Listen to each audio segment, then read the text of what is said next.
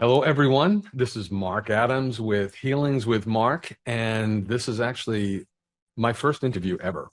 And it's with someone who I have been very anxious to talk to because up to this point, our conversations have been about her beloved pet, my little buddy named Sam.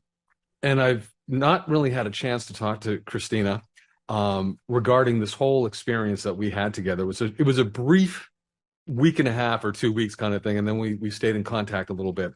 But because this business for me, remote healing it's pretty new in my life, even though I've been doing it for a few years.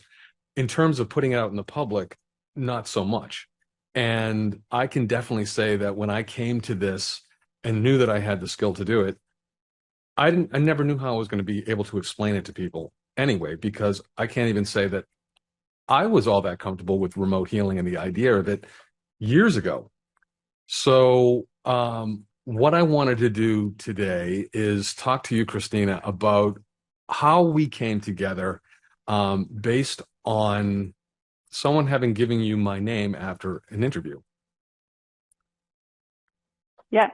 So Linda passed along your information. I had been chatting with her about our puppy Sam, and I chat with her frequently about just everything in life.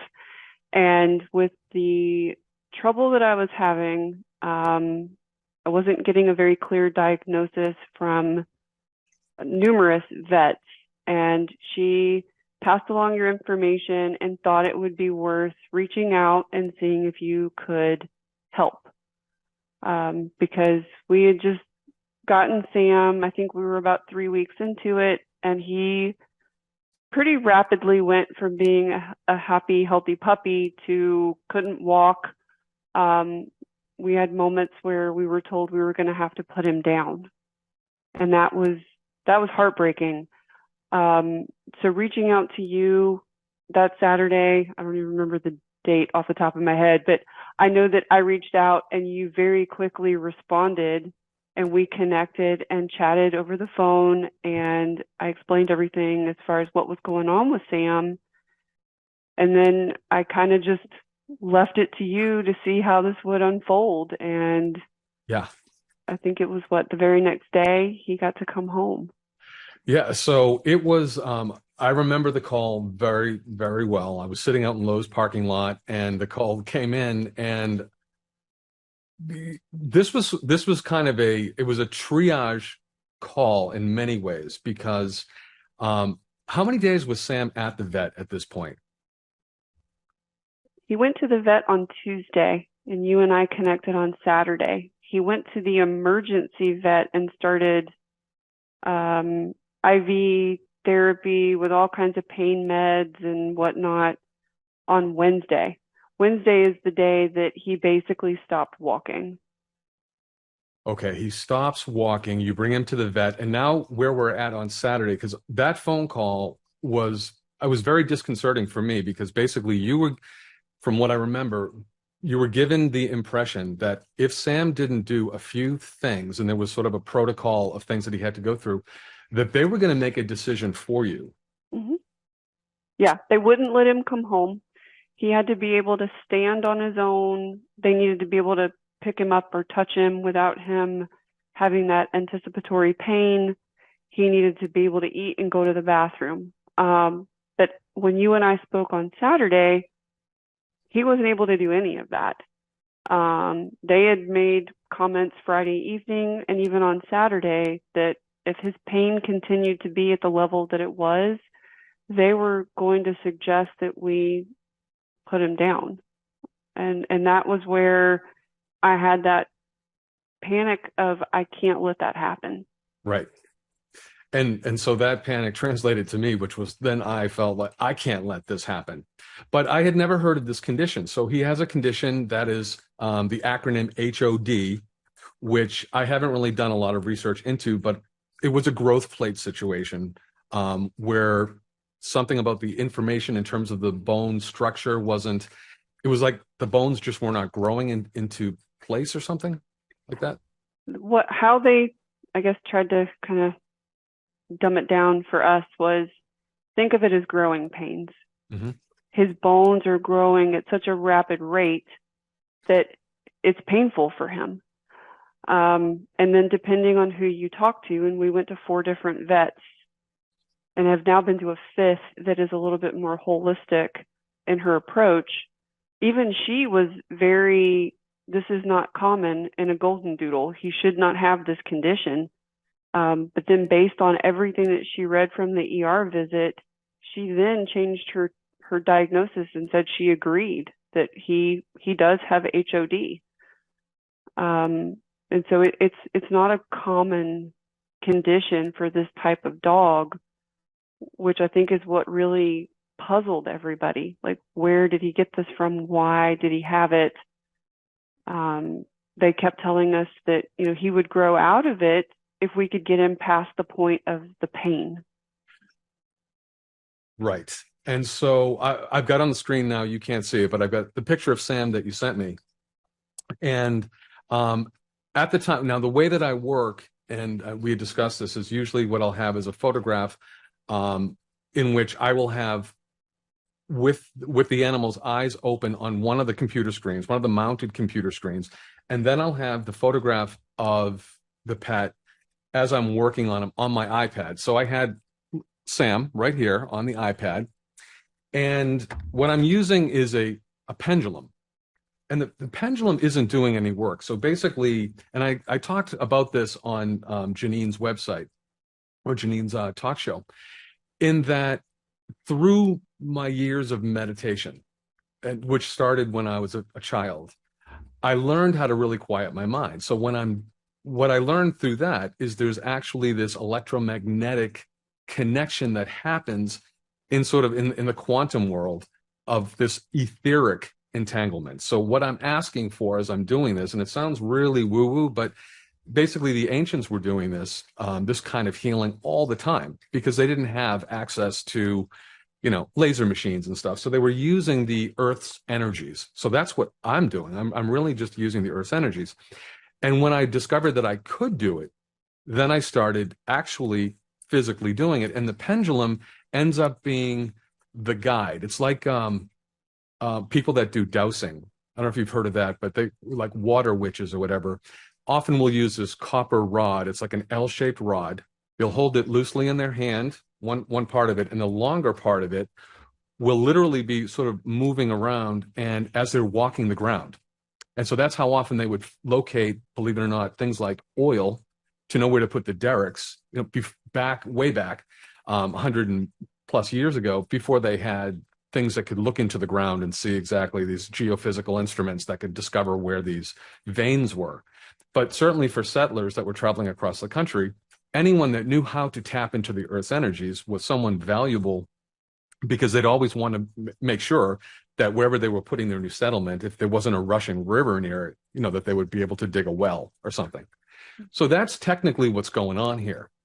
So what I have to do in this is I've got to connect in a very spiritual, metaphysical way with whomever I'm working on. So I had to find that with Sam. And Sam, as soon as I tapped into him, I sensed this boundless energy. So what that was, you know, good for me to know right out of the gate was Sam is not going anywhere. Like Sam, of his own accord, is sticking around.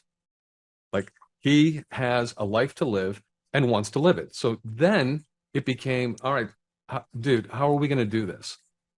Now, I am only as good in terms of the ability to really hone in based on the photo. So in Sam's photo that I had, he had his 2 legs out like this. So the pendulum went to work. So I kind of get into this quiet space. So I'm lucid meditating in this way, or almost lucid hypnotizing myself so that the world is gone and it's now just about me and Sam and what Sam needs. So I'm the conduit, meaning I am now in a place of reception so that this positive energy of whatever that magnitude is, it knows what Sam needs, and Sam knows what Sam needs. So the energy is just going to do its own thing.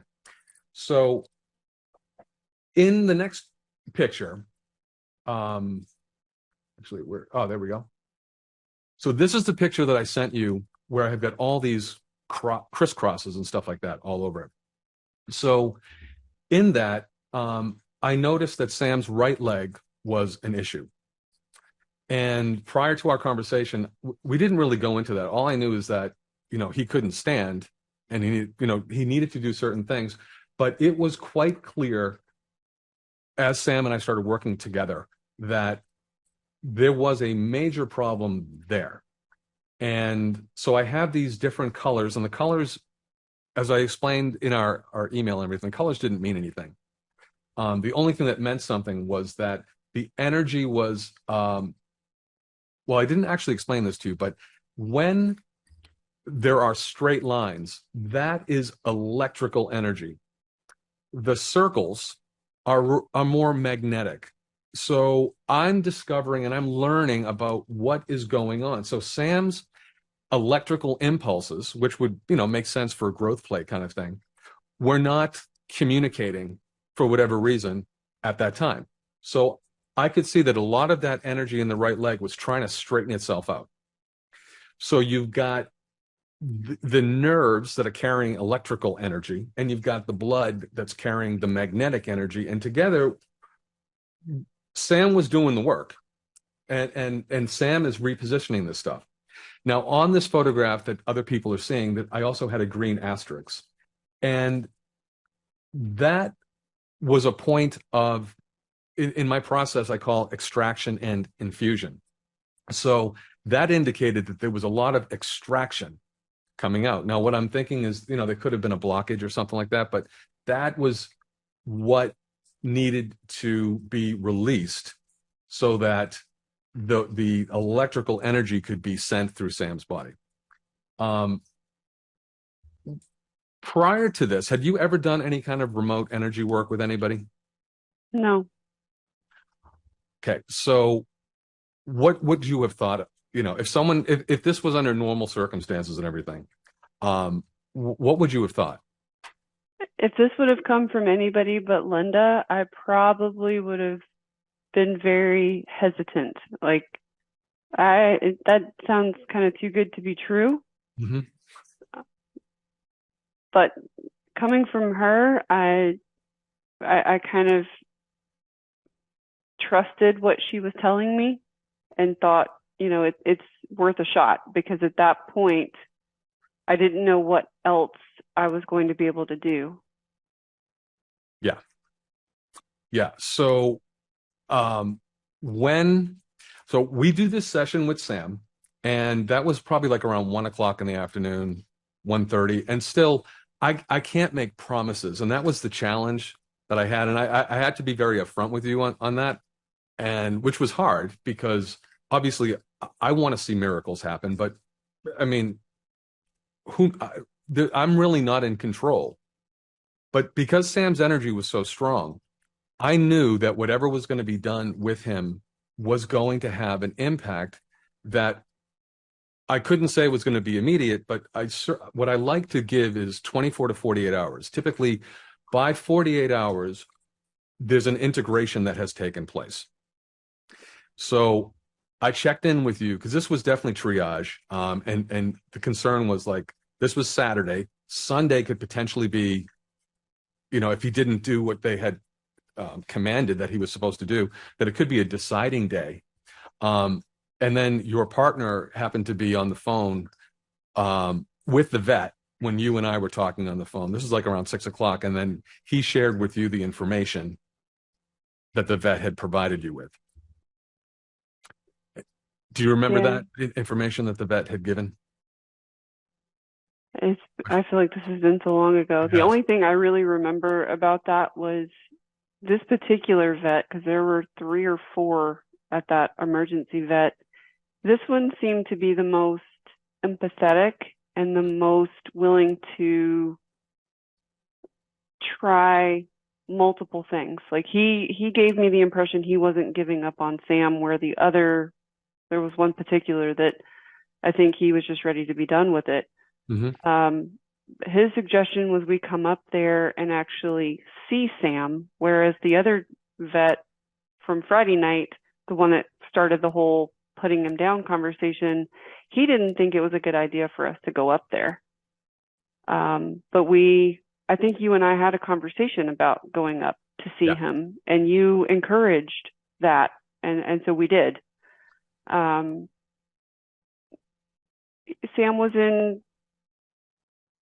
yeah, I'm hoping a better place at the point where we were coming in to see him. He wasn't crying when people would try to pick him up, but he still wouldn't walk. Mhm. And so for me that night, I still felt pretty hopeless. Like, you know, not that I doubted what you had said was going to happen, but I also knew that you said it took time. Yeah. Which we didn't have. Right. Yes. So now I'm hoping, along with this, I'm kind of talking to Sam myself later that night and stuff like that. And I never know if they hear me, but I'm hoping that they do. And then the next day, you did send me an email with the news that he had eaten Mm-hmm. and he had gone outside and gone to the bathroom. Um, I I don't. Did he stand up or He did. he did? He stood. He didn't walk. They typically would call somewhere between 5:30 and 6 o'clock every morning to Mhm. give an update. And so I would just wake up anticipating that phone call. And I'd gotten up Sunday morning and they hadn't called. And I waited and it became 7 o'clock. And I knew they had a shift change at 7 and they still hadn't called. And so I was starting to fear the worst, like something bad had happened. And so I actually came down and tried to wake Andrew up to see if they had maybe called him, because he did start having a little bit more interaction with them than I did, because it was draining for me emotionally. So they had not called him. And I'd gone back upstairs to just kind of sit and try to watch TV to take my mind off of it. And the vet called at 7:30 and he said, I have good news. I didn't call because I've been working on his paperwork so he could go home. Ah, And so I'm glad that that was what he was doing. I yeah. was happy to have the phone call, and it was great to go pick him up and to have him home, but he still couldn't walk. Yes. So I felt like we had gone over one hurdle, which was a good thing because it really felt necessary that Sam was back in your care for sure. Like that was absolute. So that going back, looking at it, that was August 27th when that happened. Now, August 30th, because that's when I think we interacted again. And now I'm going to show the next photograph because what I had said at the time was where I had worked on that one leg, so that we got him to stand and everything. But um, the next issue was going to be, and I have to share this, is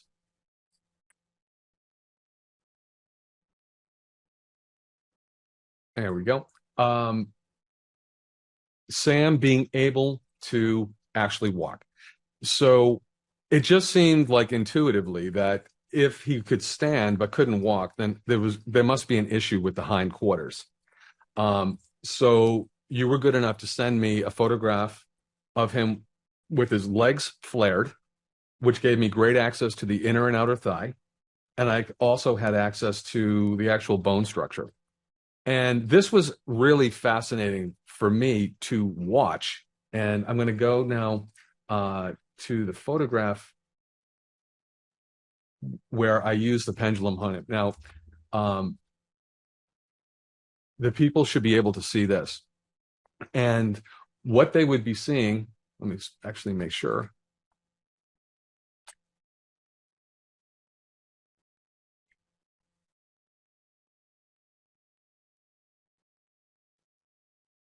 Okay, yes. So they can see it now. So basically, I was watching the pendulum, and I'm going to outline it for the people. I'm watching the pendulum basically tracing in a almost like a V shape, uh, from right to left, going over his inner and outer thigh. And this just went on and on and on for the entire session was like 90 minutes. That's how he needed so much intense healing. And then, so that's the electrical side of things. And then I've got these circles there too. Magnetically, he was getting this action on the outside of his leg. So what I'm assuming is that in some ways that could be radiating of pain or something. So I was helping him or sending him sort of a healing energy to get rid of the pain. Then what was really fascinating was the pendulum ended up doing 3 lines up, one up the center of his body, and then one aligning the right and the left side of him. So basically what it was, in my opinion, doing was helping that entire vertebrae get back electrically, talking to his body so that he was getting the proper stimulation so that these growth plates could start to kick into gear and function. And one of the things that I do during this, and I may have mentioned this to you, is that as I'm asking for intentions, and I put some of, because I asked you for some of your intentions, so I incorporated your intentions into this. I was asking for whatever this DNA growth template is, for that to be transferred to Sam somehow, to like come through me. His body knows what to do. For whatever reason, it's stunted or something like that. So maybe electrically or magnetically to kick it into gear. Then oddly, his tail came up and I worked on his tail, but we never talked about his tail, which is kind of wild. So I'm like, all right, I'm getting a V shape. And I got, what was really interesting, along his coccyx, 3 different times the pendulum actually stops. So these green asterisks here that the people can see, those were times of actual extraction. I'm going to stop sharing it now. But that was actual extraction of pulling stuff out. So when I say this extraction moment, it means that as I'm holding this pendulum, and like sometimes it's been going like that or making the circles, it literally comes to a stop. So it's been moving all around and then it just stops. And I have to wait until it moves again. I cannot, like this process, the process has to play out in the way that it's going to play out. So I can't put a definitive time on something. You know, it's impossible because the pendulum's going to let me know we're done. Mm-hmm. Can't do anything more today. So the pendulum had stopped. Then I kind of, it started moving again, which is great. And then it stopped again. And then, so 3 different times it actually stopped. And when it stops, it can be 5 minutes. Wow. It could be 10 minutes. And I have to continue in this and just allow the process. And while I'm doing this, I'm talking to Sam. How's it going? How you doing? And it's probably for me that I'm doing this, because I've got to maintain my connection with Sam the whole time. So that's part of it. Now, something also that I should mention, and I may have told you this, but I'm a professionally trained singer, and I am literally singing, doing intonations. So when I say intonations, I have music playing of a different frequency kind of music, and I'm doing vowel sounds. I, and that kind of thing. And as the music's changing, I'm moving with that, and I'm holding these long tones because the frequency of those vowels are actually part of this process, because the pendulum will move differently when I do different vowel sounds. So those, yeah, it's one of those things that I had been doing, and then I realized as I was doing it, hitting these different notes, and I have a pretty high octave range, that the pendulum was doing different things. So it's all a process, even for me, as I'm discovering this. But that was happening with Sam. He was reacting to my voice. He was reacting to these sounds. So we do that session because I actually asked you if we could do it because I really felt like that was necessary. Um, so can you talk about that? It's because again, I said 24 to 48 hours. Yeah. Yeah, so I think it was after that session. It took about a day and a half before he fully walked, but I think it was even that same day he started trying to walk where he had not been walking before. And it was about 48 hours where he was back walking, like not to the point like nothing ever happened, but walking on his own. Andrew and I did not need to, we had a towel that we would take him out with and just kind of hold him up. Hmm. And, because when it started, this was the front, not the back. But by the time, we progressed through it, it ended up being the back and not the front. But over the course of that 48 hours, he just continued to improve. And then you fast forward even a day or two after that, and it just continued to be, it's like it never even happened. He doesn't show any sign or symptom of HOD. He's not had any pain since.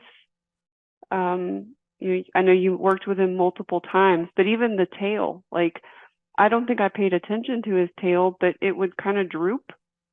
And after you worked on his tail, it wasn't drooping anymore. Yeah, I'm gonna actually show this one too because this was a kind of a weird one in the sense. All right, let me get to that.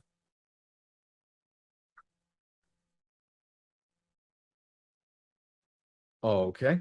Um, so on that one, this photograph is the third photograph, and that you had already sent me this photo, but I wanted it to now work on his spine, like I wanted to work from head to toe, not on his belly, but now while he was resting on his belly.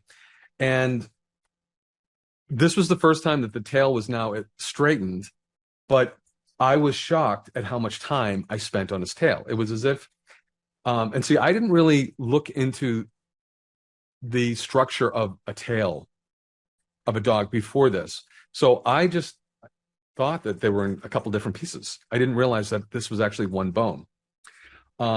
So I had discovered that there were two separate areas. For whatever reason, I have it marked in red and blue. And then I had the entire length of the tail in yellow. And then I have two asterisks where basically sort of at the tip of the tail and then at the middle of the tail, that needed some work. And then where I have these yellow lines, one that goes the length of his tail and the other one that goes the length of his spine, I keep the colors the same if the pendulum swing is part of the same movement. So these were not two separate, let's do this, and then I'll stop it, and then I'll do this. It was going in one direction along the tail, and then it just kind of looped and started doing a spine. And this pass was going over and over again. I think it was in many ways realigning his body because obviously the tail is a lot of balance, for dogs or cats or any animal. So I think that was some kind of alignment issue. So can you speak to, because we've never really talked about the tail, but about something you said that you noticed in the email about the tail after he came home from the vet, or was it like that before he went to the vet?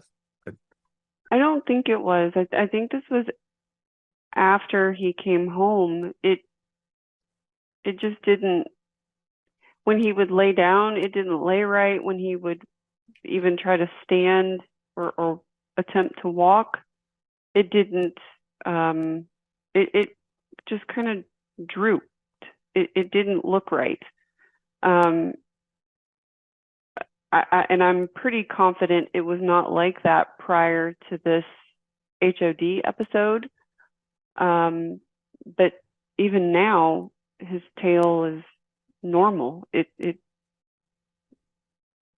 doesn't do the droop like it did. So it's been a huge change for him from how bad he was Mhm. with, all four of his legs and his tail, to, like I said, it's like this didn't happen. I think that's why that holistic vet, the last vet that we've been seeing now on a regular basis, I think she struggled with that diagnosis because he wasn't exhibiting any signs of HOD. I mean, And I don't think she really, she gave me the impression that this wasn't something that would just, like, he wouldn't turn the corner that fast. And so for me, I contribute all of that to you and the work that you wow. did with Sam, because everybody kept telling us, there could be another episode. He could have, and it could be just as bad or it could be minor, but he's not had any other episode since then. Wow. Well, thank you very much, Christina. That means a lot. Um, Prior to this, so we were going to do the interview a little bit earlier, but Sam was going to obedience school. He's Oh, still there. He comes home Saturday. oh my gosh. Wow.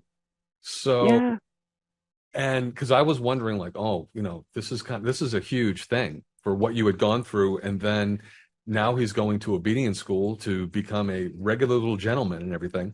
What kind of feedback have you been getting from the people at this camp or facility where he's been?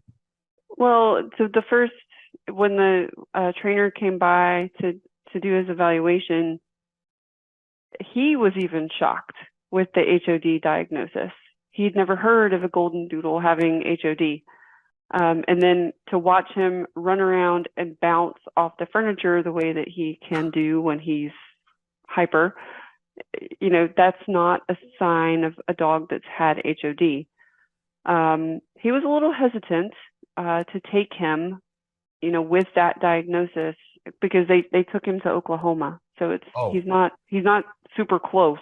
right. So if something were to happen, the person that he's with is a vet tech, but even still, it's not his normal vet. So he did ask me to call and make sure the vet was okay with him going. I got the approval for all of that. But he's sent us a couple of videos and he's running around with these other dogs. He's making great progress as far as, now they've scheduled him to actually come home, but he's been there for a month. Saturday will Wow. be a month. Wow. Wow. That is truly spectacular. This is like it never happened. I mean, that's been the most mind blowing thing, just the whole experience. I mean, as frustrating as it was, Mhm. even that vet that Saturday that you and I talked, he really made me feel like we were not going to be able to overcome this. And I just, for whatever reason, after you and I spoke, I was just adamant you were going to be able to help him. I was that confident in it. I put a lot of stock in things that Linda tells me. I really do. And so after talking to you, I it was just this internal thing. I felt like you were going to be able to help him. Wow. Well, thank you very much for saying that. And I want to now kind of because I had thought I was going to talk about this, but you it's a perfect kind of segue. Um, because our pets are extensions of us.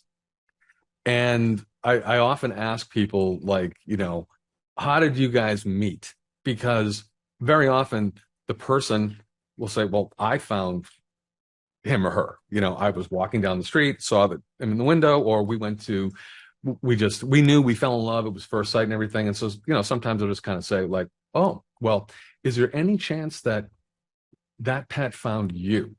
Like literally said, walk down this street. Well, it was kind of weird. I'd been on a business trip and everybody was talking about their dog and how great it was to have a dog. And, we don't have kids, we don't have a dog. And I'm like, okay. And I've looked at rescues. I've tried to kind of explore all these things. So I've been open to having a dog, but still kind of hesitant. I know that's kind of contradicting, but I travel for work. We travel. And so sometimes the pet can be a little much. Hmm. And so that's why I've always been a little like, it sounds great, but I'm not sure I'm ready to pull the trigger. Well, so I came home on a Friday. That Sunday, for whatever reason, I'm like, I want to go to this pet store. I have to go to this pet store today. Can we please go to the pet store today? And Andrew's looking at me like I'm crazy because I don't ever ask to go do something like that. Hmm. Um, we go, and the dog that I wanted to look at, I didn't really have interest in once I got there. It was all about this golden doodle that I've heard about golden doodles. They seem to kind of fit what, if I were to pick a dog, it would be something I would be open to. And so we kind of stood there and we looked at all the different animals, in these cages. And for whatever reason, I only wanted to see him. Hmm. I didn't want to hold anybody else. I didn't want to look at the dog that we'd gone there to see. And so Andrew and I sat in this little box that, so the dog could get down and do whatever. And I don't know, there was just something about him that the more time we spent with him, the more I just felt like we have to take him home. Hmm. And Andrew was very like, we're not getting a dog. Like, we're not doing this before we went. And there was a moment where he had him and he was holding him, and his name was Ollie and we renamed him, but his head is on Andrew's chest and he's just looking up at him. And Yeah. I'm like, we have to take him home. Like, he's picked us, Right. and Now, we took him home. so what's interesting um, about that is because this condition was going to come to Sam one way or another, and in the wrong home, it could have been a fatality in some ways. The fact that you had this friend who just happened to be watching a show, and she just happened, to mention me, because Linda had put a few comments in. I think she commented on that channel and stuff. And so I was like flattered that someone had made a comment like that. But then for the fact that she led me to you, was also like very serendipitous as far as I was looking at this situation. But I also have to give credit to you in this, in not just the fact that you have the wherewithal to take a risk on something that was not necessarily in the Rolodex. Oh, yeah, energy healers. Let me just, pick out that card and call Mark. So you were taking a chance on something like that. But I think it was because of your belief in me that actually also participated in the expeditious recovery for Sam. Because instead of, I mean, the healing it's always going to happen. But I mean, in terms of how profound his shift was, I think it also was because this was a very participatory experience where you believed in what I could do, which added power, added emphasis to whatever was being transferred to Sam. Absolutely. Mm-hmm. So you might not have been in a meditative state like I was, but we're always in a meditative state to some degree or another when we're walking around, especially when things weigh on our hearts and our minds. So you were sending Sam love. I was sending him in a concentrated area because it became clear to me that it was that leg. You were sending it to all of him, kind of thing. So I really believe that this was not just a one person thing. This was a tripartite kind of thing. It was like you, Andrew, Sam, me, all involved in this, in very metaphysical experience, because I think out of this, I've learned something. I think that there could be lessons that will come to you down the road. Um, in terms of who knows what it is, but I mean, Sam is an indication of fortitude and strength and like determination and the ability to move beyond something and then like just show himself for who he is. I'm always picking up signals as I'm doing this kind of stuff, and I know I had sent some things to you. Sam is a super smart dog. I thought so until I got to C minus on the first report card. So I had a little bit of a doubt there, but we're improving. So Yes. Well, not everybody is the student that does everything that the teacher wants to grade them on, which he's at obedience school. right. He came close to like death. So he's like probably like kind of breaking some rules here. Probably. Yeah, And yeah, he probably deserves to at this point. absolutely. Yes. Um, well, I think this was pretty much off the cuff, and I think I've gone through everything that I wanted to talk to you about. Do you have any questions or anything for me? No, I just can't thank you enough. I mean, I really firmly believe that you are the reason that he is still with us today. I was very fearful that because that one vet, that the one that had hope for him, his time for his uh, he rotates in and out of that hospital, so he's not there permanently. His shifts were ending on Tuesday, and I really think that if Sam would have still been there past Tuesday, I don't think, well, one, the cost of the vet bill would have probably been so much of a shock I couldn't handle it. But Yeah. that other vet, the one that is actually there all the time, he was the one that was just very willing to put Sam out of his pain. And that I don't know what would have happened if you wouldn't have worked on him on Saturday. Well, yeah, I've never even is that something particular to Illinois, or is this just in general that vets have the capacity and the ability to do that? Because I've never heard of anything like that. I to be honest with you, I've never heard of it either. We're in Texas, so Oh, okay. and that's not Andrew and I. Neither one have ever had a dog here, so this is our first experience with all of it. Because even when I told them Saturday that we wanted to come get him, they basically told us we couldn't, and I didn't think that they had that kind of control to tell us. I mean, he's under care, of course, but um, at that point, it started to become questionable. Yeah, it was an extraordinary learning for me, and it definitely, lit a fire for sure. Because animals can't speak, unfortunately, on their behalf. And so just thank you, Christina. This has really been amazing. And I know Sam is going to have a lovely life. He picked two good parents who are looking out for this little guy. He's going to come back as a soldier, for sure, soldier for truth in his life, and hopefully he won't be misbehaving too much. I hope not, but I also hope he's still a little bit of a puppy. I don't want him to come back and be a robot dog. So, All right. Well, thank you very much. My name is Mark Adams. It's the company is Healings with Mark. I want to thank you very much, Christina, for let me stop sharing on this. Thank you very much for being my first interview. Uh, and and I wish all of you as a family the best moving forward. thank you.